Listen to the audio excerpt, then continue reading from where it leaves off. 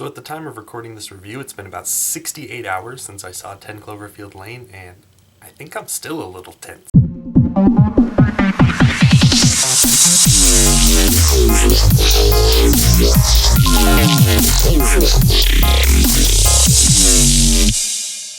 "10 Cloverfield Lane" is directed by Trachtenberg, and it stars John Goodman, Mary Elizabeth Winstead, and John Gallagher Jr., and it's the story of a woman who gets in a car accident and wakes up in a bomb shelter with a lot of questions she has to answer. And that's really all I'm going to say about this movie. This is one of those movies that absolutely is best enjoyed if you go in completely blind. In fact, I almost hesitated doing a review on this movie because I wanted to just tell all my Facebook friends that it's amazing and they needed to go see it, and I didn't want to say anything about it because I just think it was that great, and I think it's that much better if you know as little as possible going in. But I love the movie and I am here to talk about it. The first thing I need to say though is that this is not a Cloverfield movie.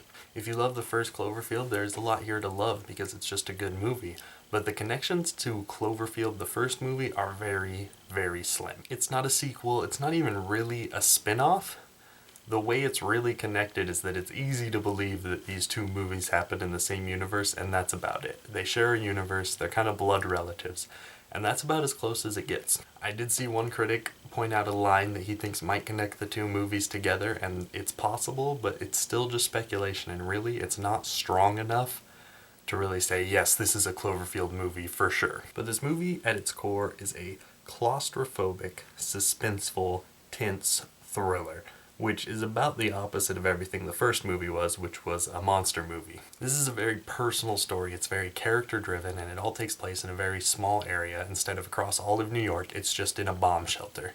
And that really builds tension in and of itself, but Trachtenberg did an amazing job as the director, and he builds suspense very well. All my muscles were tensing up as I watched the movie, and during the third act especially, I don't think I relaxed once. I was just tensed in my theater seat, all my muscles tightened, fists clenched up to my chin. I was just excited and enthralled with what was going on the screen. The thing that really stood out to me about this movie though is the performances. John Goodman just kills it every time he's on the screen. Mary Elizabeth Winstead and John Gallagher Jr. hold their own, and they never distract from the movie as being bad. They're definitely good, but John Goodman is a force to be reckoned with in this movie. It's a shame that this movie came out as early in the year as it did, because if it came out later in the year, I think there'd definitely be some strong Oscar buzz for John Goodman. I've already seen reports on the internet saying that he deserves a nomination, and I wholeheartedly agree. He perfectly embodies the character, and he has very subtle ways of bringing in that he might be crazy, he might just be a little strange, but there's so many questions to be answered, and you just can't help but just watch him every time he's on screen and look at every little thing he does. He clenches his fists, or what he does with his hands, or the way he moves his arms.